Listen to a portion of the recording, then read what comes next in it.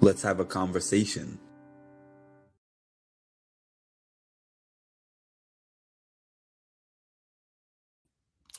What's happening, everybody? Let's have a conversation. I hope y'all Mondays were good. My Monday was interesting. Interesting is the nice way of putting it, but my Monday is over, and thankfully, I am not working for the rest of the week. So that means the rest of my week is going to be good, even though today was interesting. So I asked a question earlier, which was, what type of interview do you enjoy, questions or accountability? Now, to back it up for me, before I even started doing interviews myself, I used to enjoy listening and watching people's interviews. Well, mostly listening, because I started listening to interviews before they were being done on video, before when you can only just hear the audio. And for me personally, the interviews where the people asked the very sharp, what was the word I was just thinking of, probing questions to the interviewees, I didn't necessarily like those type of interviews that much. And the reason why is because once you start jumping down somebody's throat with the questions, then they're automatically going to be defensive for the rest of the interview, and you're probably not going to get good answers. So that's why my interviews, which I know are not everybody's cup of tea, I had people say, oh, your interviews are boring, I don't like them, or whatever. That's fine. I know that the way that I do things is not everybody's cup of tea, because some people like things that are very dramatic. But my argument is, even if the interviewer is somebody that you found really good and really interesting, they're not going to get really good answers if the person that they're interviewing just flat out feels like they're being attacked. Unless you're talking to Kanye West or something, or one of these celebrities where they just, when they go off, they're just so entertaining that you're going to get this really entertaining thing because of how they feel defensive, and they just have all this stuff to rattle off that's going to make viral TMZ moments or whatever. My argument is, you can ask people questions and you'll get better answers if they feel safe answering your questions. And I do want to use an example that I always use, which is Sam, my interview with Sam. If you were to ever look at her history, and her public history of what's out there, interviews and things, she was somebody who was relevant on TikTok and social media platforms before she did something like The Circle, and she was not always tame. um, and she would say this herself. She was not always tame, and far from it. And I went into my interview, not that I really had anything to get on her about, but she mentioned nobody having ever asked the questions that I asked. And when I spoke to her mother, she was like, she didn't answer questions in that way before, however she said it. The point that I'm trying to make is, if I had been like, oh, why did you and Raven get together and decide to vote out Marvin? That was messed up. Um, y'all were thinking with your emotions and you weren't thinking with your brain. Instead of just being like, okay, this moment happened in the game, and I want to just know, what is your reasoning behind doing this. Was it A, was it B, or was it C? I'm still trying to get the same logic that I would be trying to get if I said, why did you do this? This was dumb. Except if I say, this was dumb, why did you do it? Then I'm probably not really going to get I'm probably just going to get a defensive answer that is not really true to what was actually happening, if that makes any sense. Good afternoon, Holly and Ed. How are y'all doing? So it's not that. So if somebody does something egregious on the show, let's say that they do something, they say something that is unforgivable or intolerable. There's just something that they did or said that requires them to be, you have to bring it up and it's uncomfortable. Even then, I still don't think that you're really going to get somebody to be accountable. For me, questions accountability to me personally and be done in private. I totally agree, Ed. That's actually what I was getting at. If you come off of a show, if Ed comes off of a show and Ed did a whole bunch of said a whole bunch of things that the fandom is upset about, and I interview Ed and I say, Ed, you said this. You spoke to this person and you said this, and you did this and you said that, and you did this and you said that. What do you have to say for yourself? Because a lot of the fans are angry about that. What is Ed probably going to say? Well, obviously, it's a high pressure environment in the house. $750,000 is on the line. If it was Survivor, this is one that they always say on Survivor. I was hungry. I wasn't really thinking clearly. So I'm going to have to just review and reflect. And obviously, I don't want anyone to think that I am that way or that I have those values. I'm going to work on myself. They're going to say something that is politically correct and evades the answer. And no matter how much you press them, no matter how much you try to force them, you're still not going to get a real answer doing that. Now, for me, I really think that if I am having a conversation with somebody, conversation style, where they're not feeling like I'm just trying to get a viral moment out of them, or I'm just trying to hit some trigger button things to say so that I can put the clips everywhere for the views. And they feel comfortable enough that we're just sitting there or we're just on the Zoom and I'm just somebody who's genuinely curious as to how we got from point A to point B, I think that the answers will be more thorough.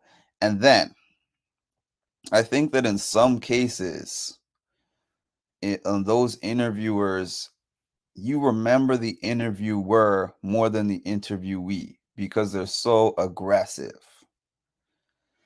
They're so aggressive and they're so assertive. The person starts talking and then you start talking. And then they start answering the question and then you jump in and you say something else. And for me, I always realize maybe one day, and I have been interviewed by a few people before, but this is not what the people are there for.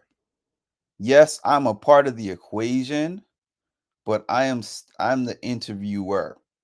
It's just like when I used to play accompaniment on the piano. My grandfather was big into music and he wanted the whole family to play music together. And I remember this one time he asked me to play background for him. He wanted to sing in church and he wanted me to play the piano for him in the background. And I started playing, and he would stop me because he was very strict with the music. And he was like, you're the background instrument and I'm the melody here. So people hear you in the background, but you're not supposed to be the main focal point. And I think that some interviewers tend to lose sight of that. I mean, granted, I can't tell anybody how to do what they do because there's people who interview like that who have their audiences. So I can't take away from the fact that there's people who enjoy that. I just do my interviews in the same way, the same style as what I enjoy listening to. And that is the success of Barbara Walters. And I think someone like Oprah is like that as well. There are people who are prominent voices within that space, but when they do the interviews, they're not overpowering the person that they're speaking to, or they're not trying to press or force a view on them. One might say such and such and such. Like I remember when Oprah interviewed Dave Chappelle, when everybody was calling Dave Chappelle an idiot for leaving the Chappelle show and going to South Africa when he had this big contract that he had just signed, and everyone was just like, "What in the world? Why would he leave? He's crazy or whatever." And I remember her interview of him being one of the best that I saw because she wasn't just telling him he's stupid or why would you walk away from, I don't remember what it was, $50 million or something like that, or 30 million. I can't remember. It was so long ago, but she asked him a series of questions that gave him a chance to tell his own story. Dave Chappelle doesn't seem to be an Oprah fan these days, though. I have no idea what's going on with Dave Chappelle and Oprah. You could enlighten me, but this interview that I'm thinking about is from probably 2004, 2005, something like that. But yeah, I believe in giving the questions in such a way that allows the person to tell their own story, because you're not here to tell the story for them.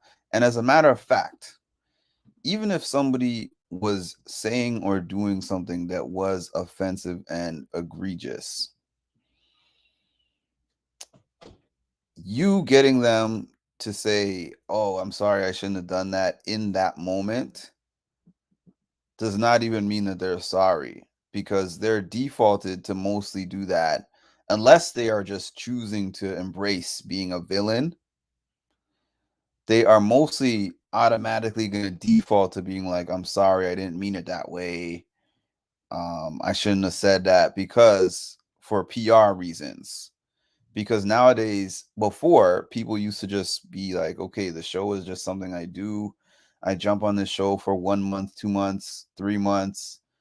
Then I go back to the barber shop, or I go back to the beauty salon, or I go back to the hospital, or I go back to the bar, or I go back to whatever I was doing before." The shows used to just be a little break. But now, as we know and as we've been talking about, these people have been doing, now they do cameos, and now they become social media influencers, and they do public speaking gigs, and they get different they work with different brands, so they have to maintain their image. He thinks she's become a tool for the elite. And you get a car, and you get a car, and you get a car.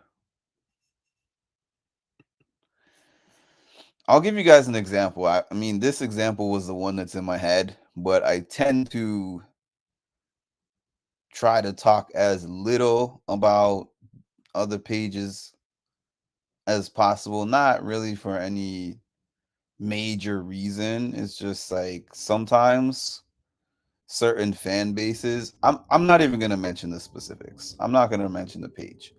But just think about all the pages that you know that do Big Brother post interviews, and I remember watching one or two that were real, real aggressive, and a lot of people applauded those interviewers for those very, very aggressively stated interviews. But I said to myself, well, what did we really learn from the interview? What did we get out of the interview? The interview was just a very aggressive interviewer and an interviewee that was on the defense the whole time that didn't really tell us anything aside from, no, that's not what I'm like. Oh, it may have appeared that way, but that's not the way that I'm like. And the people that know me know that I'm not like that. What do you get from that? Yes, it's entertaining. Yes, it's entertaining to see a vlogger put a person from a showcast in the gauntlet, so to speak, and have them just press that person for an hour, however long that thing is.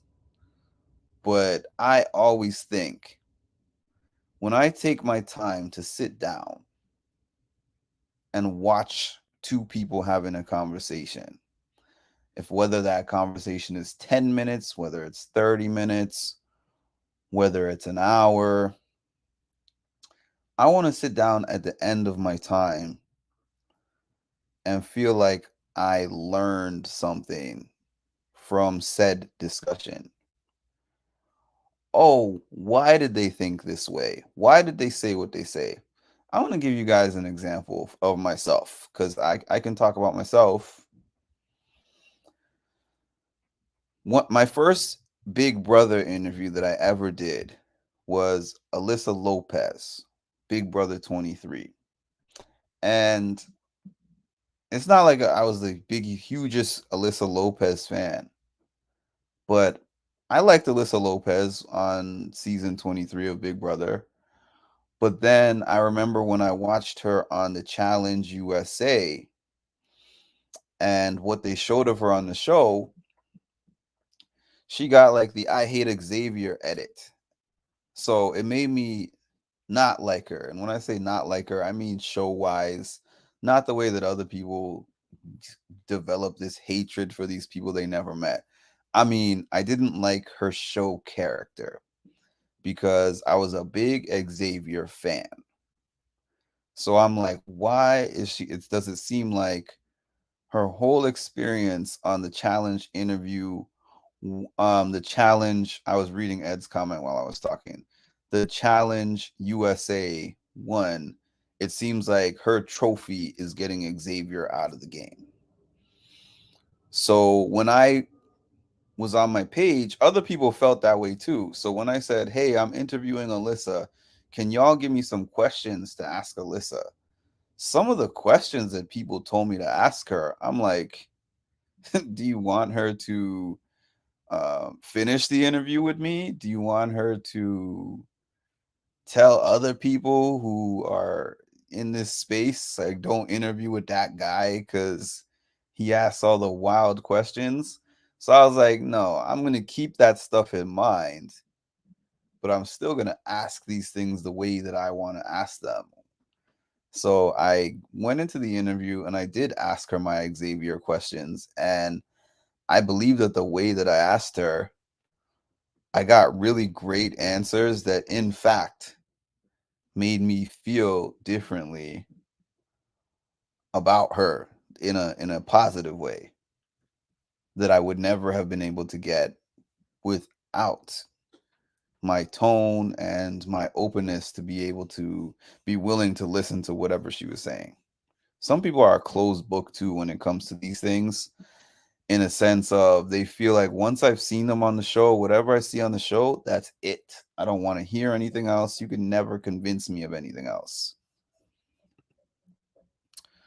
When doing interviews, are all the questions pre-planned or do you ask spontaneous off the cuff questions? You know what? The first interview that I ever did, which was Ayana, I think this was 2 years ago now.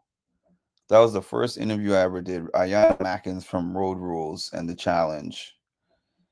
And when she agreed to do the interview with me, I must have had about 10 typed out pages of notes. And I asked her a whole bunch of the questions on the page. And I don't think I asked her, I feel like I didn't ask her anything spontaneous. Maybe 10% of the questions that I asked Ayana were spontaneous and the rest were written out. And then I had my interview with Wes Bergman, and same thing. I wrote out a bunch of questions. My interview with Wes Bergman changed the way that I do interviews, and I'll tell you why. I was like, oh my goodness, I am interviewing my favorite challenger of all time and a person who has 20 seasons of the show under his belt. So I'm like stressed out. He told me, "Oh, don't sweat it," because I told him that I was like, "Wes, don't worry. I'm gonna put in a whole bunch of work and research and make sure that this interview is really good." He said, "Oh, don't overthink it, man." And I'm thinking, how can I not overthink it? This is my big opportunity, and I have to make sure these questions are really on point. So I spent so much time. I lost sleep over this, preparing so many questions for Wes. And I started asking Wes questions, and he was going all over the place with his answers. And we only had an hour. He had a strict hour because he said, "I'm scheduling you in between two business meetings. So I have to get off after 1 hour sharp." So he's talking and talking and talking. I look at my paper, we're almost an hour, and I have asked about 25% of my questions. So I was like, at the end, I was like, man, I failed. I didn't keep him on track and I didn't get to the point. And then when I saw the comment section, there was people who were like, this is one of the best Wes interviews I've seen, or this is the best Wes interview I've seen. And you touched on all these different points that I had never heard him speak about before. And I was like, you know what? I had my idea of, what I wanted to talk about with the guy, but sometimes you might ask a question to them that actually takes you in another direction that you didn't expect to go, and the audience might like it. So I have kind of learned how to do this hybrid thing where, I've spoken to people who are very long winded, and I've spoken to people who are very to the point. Like Alyssa, I mean, she seems like a pretty social person, but when it comes to answering questions, she is straight to the point. She's not going to talk to you for 15 minutes per answer. You ask her the question, 2 to 3 minutes, we actually, of all the interviews I ever did, I think my Alyssa interview, she answered everything that I had on my paper. And I think Sam did as well. Sam answered everything on my paper as well. Not because she doesn't speak a lot, but just because, I don't know, I was going off of one season of her show, and also we had some rain delays, so I had to speed it up a little bit. But yeah, the answer is both. I always plan, because it's just like, I see it just like as when I do public speaking. There are times when I go to a public speaking gig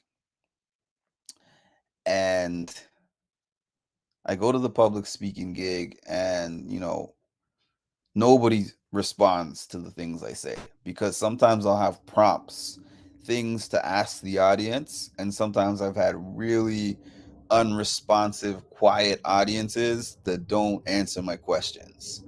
So I think one time I had that happen where I was like, oh, the audience is definitely going to take up a significant amount of time. And then they didn't. So I got to a point of that where I was like, whoa, I still have so much more time to fill, and they didn't say anything. So I'm always on the side of wanting to be over prepared. So I will prepare enough questions. If it's an hour interview, I'll prepare enough questions to last an hour if they were to only answer the bare minimum. But I'm prepared now to listen.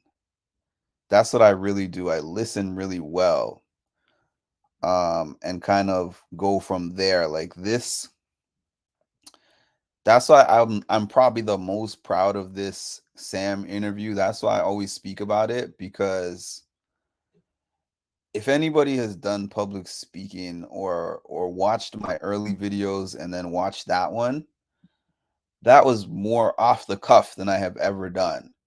At the beginning of the video where I was like, Sam, let's talk New York. And I was like, it was not something that was on my paper or anything like that. I just had a few things floating around in my head. And I was like, when I get there, maybe I could try this or maybe I could say this. So the first 10 minutes of that interview or so was nothing that was written down or anything like that. Then I got into some of the questions, and I mean, sometimes the responses were just so hilarious that I lost track of where I was and would ask 2, 3, 4 follow-up questions, but it went really well. Rephrase that ish like an AI. I actually started looking at AI, and it was kind of scary the other day because I was like, man, I have too many of my own thoughts to ever. I know AI can be useful in some cases, but I can't. I can't. Everything you guys hear me say, that's all me. I would never even prepare a speech using AI, even though you can get whole speeches using AI, and people do that. Oh, I know this comment was a while ago, but thanks for stopping by. Appreciate that. By the way, I keep forgetting to do this, but if anyone wants to hop on, even though I'm only going to be on here for another 20 minutes, maybe a little less than 20 minutes, but if anyone happened to want to hop on, that's my StreamYard link. I'm always open for other people's opinions, collaborations, etc. But that's how I prefer interviews. I will admit, sometimes I am interested to hop on those channels where the interviewer is just yelling at the interviewee, just because that feeds the part of my soul that likes drama. Because yeah, I'm a peaceful person. I don't like being involved in drama, but you know, occasionally you like to go to the zoo and watch what the animals are doing to each other in the cages. As long as it's at a safe distance from me, sometimes I do like seeing that stuff. But just for my taste, I wouldn't really follow a person's channel who does that consistently. And for me personally, I don't like to do that to people. I really loved what John said to me when I had him on here, even though I was upset about the technical difficulties. But I liked when he told me that I don't have to worry when I come on your channel, because I don't feel like you're trying to just exploit me or, make me look stupid, I think is what he said. So the thing is, if they did or said whatever they did on the show, they already made themselves look stupid. So you don't really, it's not really your job to double down on that and make them look stupider, especially in this day and age. They're gonna come home to Twitter and Reddit and the court of public opinion just coming down on them. So I think the best thing I would be able to do would just be to give them a chance to explain and see what they have to say. Putting the National Geographics away. Oh yeah, I love watching National Geographic sometimes with the narration, especially to see how the animals interact with one another.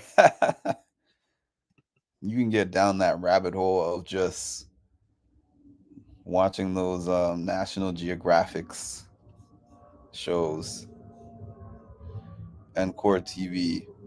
Rocky National Geographic calms me. But those are my thoughts on that topic. Please let me know in the comment section what y'all think, what type of interview that you prefer watching. And as always, thank you for the support. Please make sure to like, comment, subscribe to the channel, and hit the notification bell to get notified when I drop some more great content. You are now tuned in to Mindful Reality, the channel that covers reality TV from a mental health perspective. What's up, family? It's Mimi from Big Brother Season 25, and you are now tuned in to Mindful Reality with Mark. I need for y'all to stop what you're doing and make sure that you like, comment, and subscribe because the math ain't mathin', okay?